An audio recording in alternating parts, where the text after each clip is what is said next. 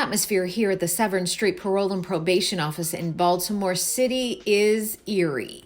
Pre-COVID, this office was busy. Like everything else in the world, that has changed.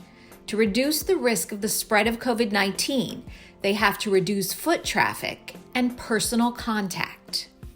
We are currently utilizing our field offices for purpose-driven supervision only. Clients that are just placed on supervision, scheduled to come in for live scanning, their intake, all other information on an intake is done over the phone. And we see our high-risk clients for cause in the field offices. So what has really changed is our walk-in. There are no more walk-ins in our field offices from staff or from our clientele.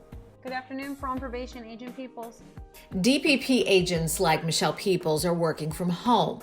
Peoples' office mate Owen normally sleeps while she works her way through her client list using FaceTime, Skype, and email from her dining room table.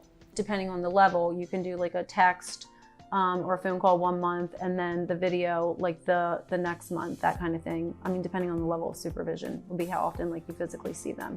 Step away real quick. It's up to you. If you're at work, we can reschedule or we can do it now, whatever you want to do. As long as they're doing what they're supposed to do and they're in, I would say, compliance, I do not have a problem with not making them come into the office. I don't want to put anyone at risk with COVID coming into the office if they don't need to come into the office. So I will see them that way. I will do reporting that way. Teleworking isn't new to parole and probation. Agents were testing the waters teleworking 1 to 2 days a week pre-COVID to increase productivity and decrease costs and stress. Initially, when we started the telework process, some supervisors were uncomfortable with it, and some of our agents and monitors were uncomfortable with it. When COVID came along, we had no choice.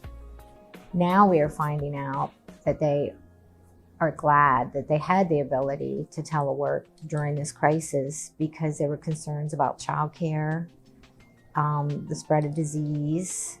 And we're finding out that when we do have to self-quarantine for exposure to somebody that is possibly positive for COVID, that they're not utilizing sick leave.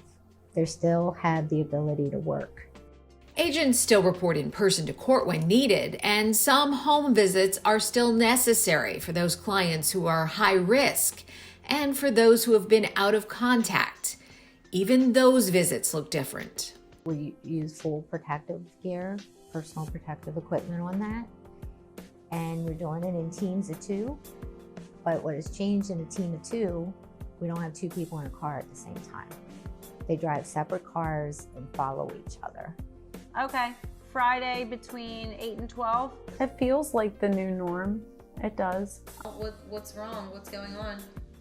The main goal is to make sure that we continue to offer services and reach out to our clients and help them as much as we can, and keeping public safety in mind at all times.